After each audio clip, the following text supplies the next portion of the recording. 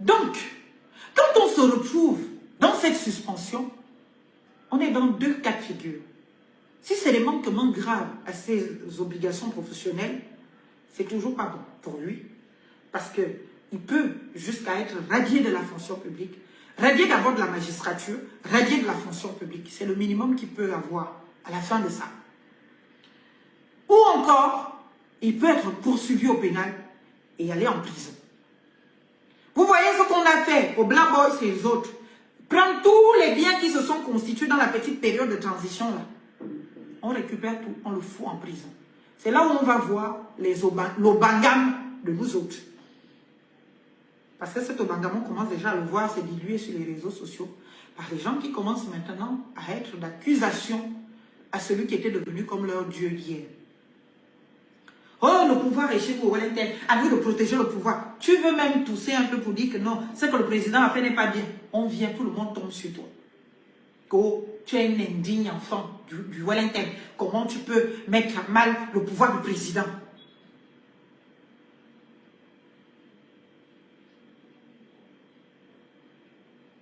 Comment tu peux mettre à mal le pouvoir du président? C'est dans notre maison, c'est nous le Wellington qui avons le pouvoir, mais vous êtes en train de servir de mauvais exemples dans ce pays. Parce que tout ce que les gens soupçonnaient déjà, disaient déjà dans leur maison, certains ont osé le dire dans les médias, sur les femmes. Le pouvoir d'Oligui vous a exposé. Et vous vous êtes exposé. Vous avez montré au Gabon et aux Gabonais que vous êtes de petites personnes comme ça. Parce qu'on vous achète. Parce qu'on vous a donné un peu de pouvoir. Même Albert Odossa, que tout le monde savait qu'il avait gagné les élections, qu'un Wellington aujourd'hui défend même Albert Odossa. Ou trouve même recevable le propos d'Albert Odossa. C'est devenu un crime aujourd'hui. Oh, laisse, c'est Oligui qui nous a sauvés. C'est-à-dire que la raison a fui le Wellington. Il faut préserver le pouvoir d'Oligui. Comme il nous a mis en haut, on doit le soutenir, c'est notre fils. Mais même si Oligui voulait vous donner un peu, moi je peux dire qu'on peut analyser ça comme étant, on voulait exposer les populations de Wellington pour voir de quoi ils sont véritablement capables. On vous prête un peu le flanc comme ça. On vous donne un peu la petite main, vous prenez tout. Tout pour vous. C'est-à-dire que même les gens du Haut-Ogooué ont même déjà du mal à se revendiquer leur Oligui par rapport aux gens du Wellington. Les gens du Wellington veulent continuer avec un pro max ce que les gens du Haut-Ogooué ont fait. Alors que nous tous, nous avons été solidaires de dénoncer ce que les gens du Haut-Ogooué ont fait. Que ce n'était pas normal. Mais comme ça nous concerne et que c'est nous qui jouissons de cela, circuler, il n'y a rien à voir. Jusqu'à, on te maudit, on dit que tu es indigne.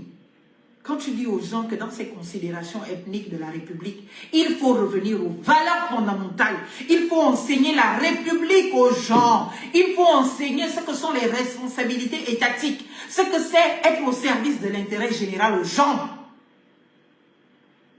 Vous tous, vous êtes en train de voir les documents qui circulent sur les réseaux sociaux. C'est de dire à quel point notre pays est au sous-sol et que cette transition n'a fait que l'exposer un peu plus en lieu et place de protéger ce pays. Vous vous rendez compte comment les documents officiels, tels que les lettres qu'aurait adressées Aurélien pour les 10 milliards de construction de routes, donc même la route de Meyo, qui est, je ne sais pas trop, la route qu'on construisait au Yem, ce n'était pas la route du CTRI, c'est Aurélien qui est parti faire les micmacs pour pouvoir faire cette route-là. Quand on essayait d'alerter au début, pour ralentir la cadence, pour ne pas laisser croire aux gens qu'ils avaient les pouvoirs qu'ils n'ont pas en réalité, vous êtes venus nous constituer des enfants indignes. J'ai assumé d'être l'enfant indigne.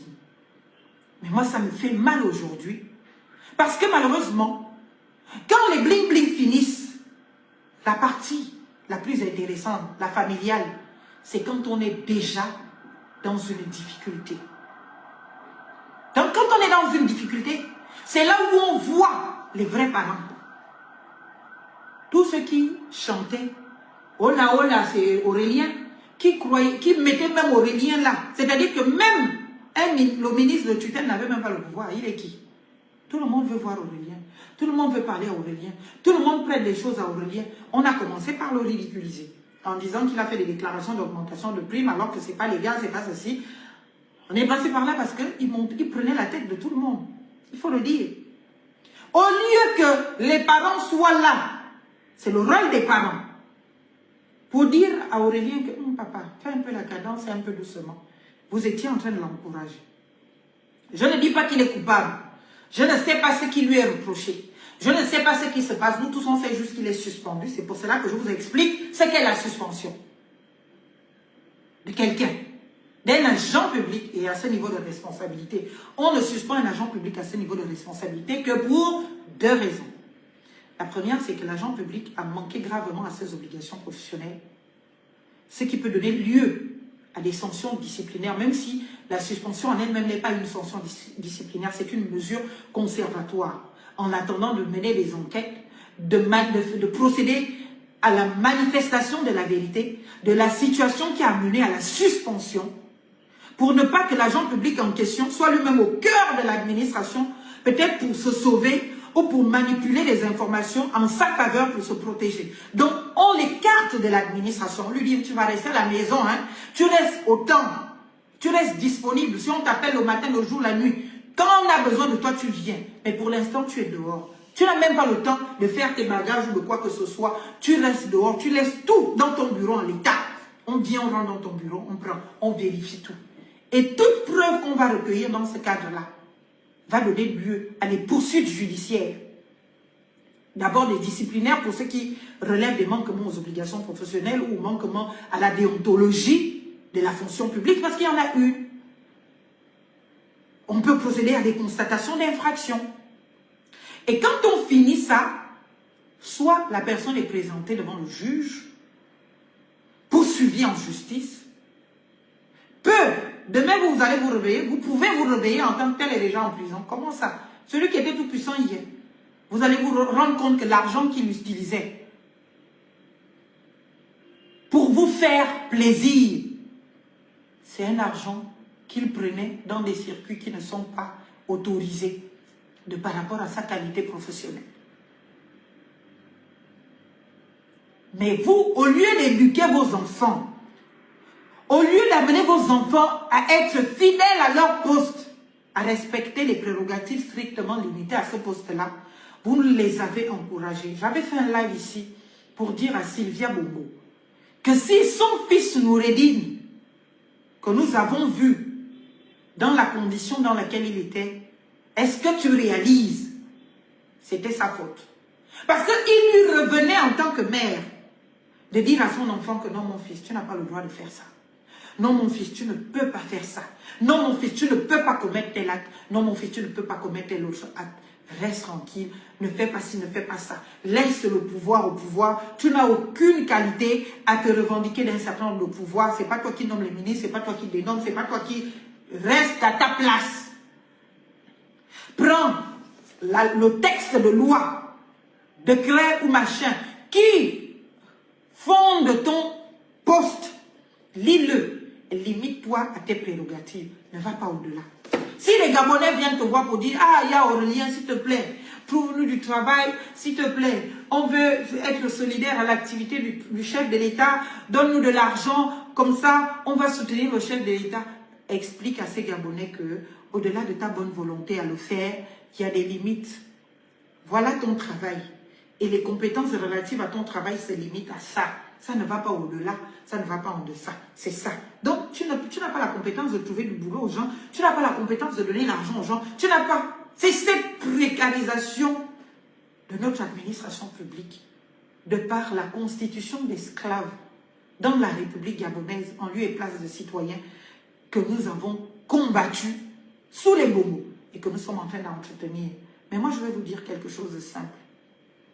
Ça va vous fâcher, comme d'habitude. Mais ça me fait mal, c'est pour ça que je suis obligée de parler.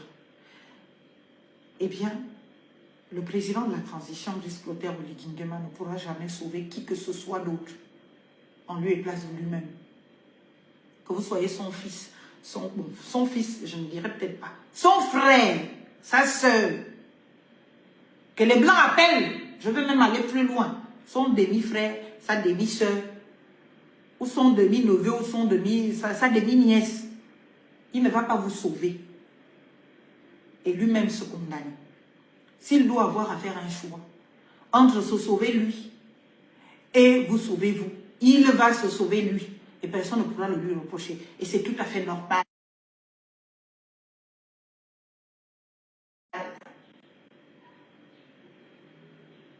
Le problème, c'est que dans ce pays, on n'a pas appris à connaître la République. Je pensais que dans cette période de transition, dont l'objet est la restauration des institutions, on allait passer tout ce temps à éduquer les citoyens sur ce qu'est leur citoyenneté, sur ce qu'est la République, sur ce que sont les institutions de la République, sur ce que sont les prérogatives attachées à chacune de ces institutions. Quand on parle de restauration des institutions, voilà la vraie restauration. C'est ce dont on a besoin. Pour que les Gabonais demain, quand ils se retrouvent dans les postes à responsabilité, au-delà de connaître et de maîtriser leurs fiches de poste, qu'ils sachent aussi des règles qui gouvernent bien évidemment le poste en question. La déontologie relative, mais aussi et surtout l'attitude à avoir.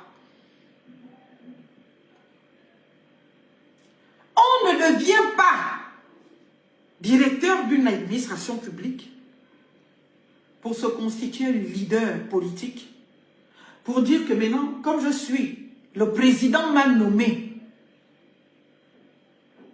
Le président m'a nommé. Admettons aujourd'hui, je deviens président de la Cour constitutionnelle ou président je ne sais de quelle autre institution. Et puis, je vais maintenant faire des grandes réunions politiques pour dire que bon, c'est maintenant moi la nouvelle leader politique de Minzik, puisque je suis originaire de Minzik et que le président m'a nommé à des hautes fonctions de la République qui ne sont pas des fonctions politiques et qu'à partir de cet instant, c'est maintenant moi qui dois coiffer tous les acteurs politiques que j'ai trouvés, tous les leaders politiques que j'ai trouvés, parce qu'on m'a nommé. Voilà comment fonctionne le Gabon. On n'a pas le respect du travail fait. On n'a pas de véritable leadership.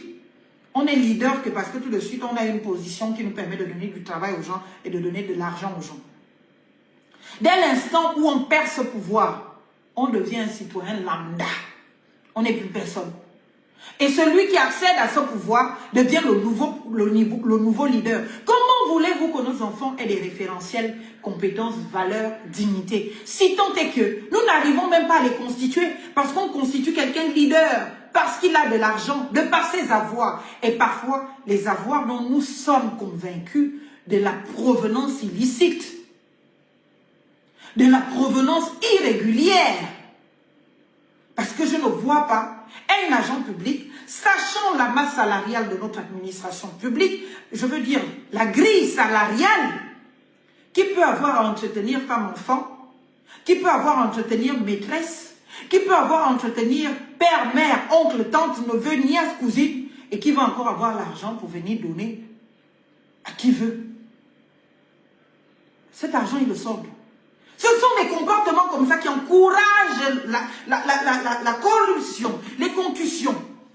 Vos enfants vont se retrouver à s'octroyer les pouvoirs qu'ils n'ont pas.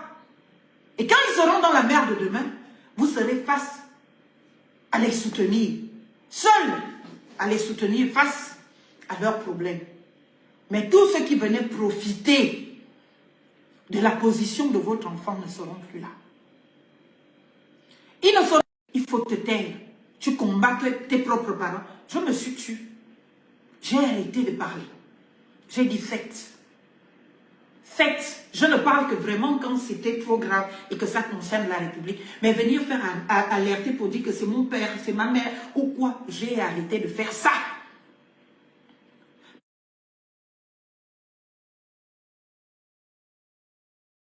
Parce que j'ai compris que vous n'étiez pas prêts pour moi. Vous n'étiez pas prêts pour la République. Vous n'étiez pas prêts pour comprendre les règles. Vous encouragez vos enfants.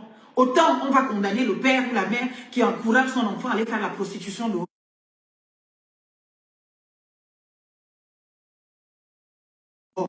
autant quand votre enfant est nommé quelque part, vous lui demandez les choses qu'il ne peut pas avoir. Vous savez la grille salariale de la fonction publique au Gabon. Vous savez qu'il y a des choses que les gens ne peuvent pas faire s'ils ne détournent pas, s'ils ne volent pas. Comment un directeur général d'une administration, soit-elle du budget, peut se retrouver à entretenir tout un pays, peut se retrouver à entretenir toute une province, peut se retrouver à aller construire des routes, peut se retrouver à faire déplacer des avions. Cet argent-là, ça sort d'où? La distraction de l'argent public. Et quand ce dernier est dans la merde, parce que soit on veut s'en servir comme bouc émissaire, soit, bien évidemment, on a décidé qu'il ne sert plus nos intérêts, ou parce qu'il a énervé ou frustré quelqu'un, on va l'exposer parce que tout le monde commet des infractions. Tous! Ils sont en train de commettre des infractions, mais on ne t'expose que quand, bien évidemment, soit tu es allé trop loin et qu'on voit qu'entre te sauver, toi, et sauver sa peau, on sauve sa peau, soit, bien évidemment, tu ne satisfais plus aux intérêts de la personne qui t'a mis là, soit, naturellement, tu as énervé quelqu'un d'un peu plus puissant que toi et qui a le pouvoir de contrainte quelque part chez celui qui a la discrétion de te faire ou de te défaire. Bien évidemment, on se retrouve dans les conditions que nous voyons. C'est triste. Ce n'est pas banal. La suspension n'est pas banale. Parce que quand on suspend, je reviens là pour faire encore mon œuvre de pédagogie, on ne suspend un agent public à ce niveau de responsabilité que pour deux raisons. Deux cas de figure. Le premier cas de figure, c'est que l'agent public en question, naturellement, a manqué gravement à ses obligations professionnelles. Le deuxième cas de figure, c'est qu'il a commis une ou des infractions. On pouvait sauver quelqu'un. Parce que lui, il s'est sauvé. Quand je m'exprimais sur ma page, il y a des actes que même Oligui, Brice Clotaire, président de la transition, commettait. Et quand je venais sur Facebook, j'intervenais. J'expliquais les raisons pour lesquelles ce n'est pas possible que ça tienne. Parce qu'en droit, ce n'est pas justifié. Il sera visé. Même si, bien évidemment, ça donnait l'impression des rétro-pédalages. Même si, bien évidemment, ça donnait l'impression de revenir sur sa parole, sur ses mots et tout. Mais au moins, il se rattrapait. Mais dès que je me suis tue, vous avez vu comment ça s'est dégradé. Vous avez vu comment ça s'est dégradé. Il n'y avait plus personne pour attraper l'autre. Puisque tout le monde était là parce qu'il avait faim. Nous tous, on a faim. Mais il y en a qui ont faim et qui acceptent quand même de rester dans leur dignité. Il y en a qui ont faim, qui n'ont même pas un rond dans leur compte bancaire, qui ne peuvent même pas utiliser un franc, mais qui acceptent de rester dignes. Mais on a vendu la honte aux chiens. On a vendu la dignité. Et franchement, l'enfant du Wellington a abusé. Je vais vous le dire aujourd'hui. C'est personne d'autre qui viendra vous le dire. On a abusé. J'étais là à me poser la question. On vous prête un peu le flanc. On vous donne un peu de pouvoir. Que vous croyez déjà détenir tous les pouvoirs du monde. Vous ne respectez pas la République. Vous ne respectez pas les lois de la République. Quelqu'un qui est directeur général du budget, d'une administration, au nom de quoi il va se retrouver à créer des associations? Au nom de quoi il va se retrouver à entretenir les associations? Au nom de quoi il va se retrouver à trouver de l'emploi à vos femmes, enfants, à vos parents? Au nom de quoi il va se retrouver, bien évidemment, à résoudre tous vos problèmes? Tu veux être opéré, tu vas voir le directeur général du budget. Tu veux épouser ta femme, tu vas voir le directeur général du budget. Mais vous pensez que cet argent, il le prend d'où? Il le prend où? Pour vous satisfaire, il va piocher dans les caisses de l'État. Vous obligez des gens à devenir des voleurs. Vous obligez des gens à devenir des criminels. Et le jour où ils sont dans la merde, parce que soit on veut s'en servir comme bouc émissaire, soit, naturellement, ça ne répond plus aux intérêts de la personne qui te protégeait, soit parce que tout simplement, tu as énervé quelqu'un qui a un peu plus de pouvoir que toi, ou qui peut amener le président à dire, bon écoute, tu nous laisses faire nos choses. Toi, tu ne t'occupes pas de ça. Vous êtes les premiers à venir condamner la personne sur les réseaux sociaux, vous réjouir du sort de la personne.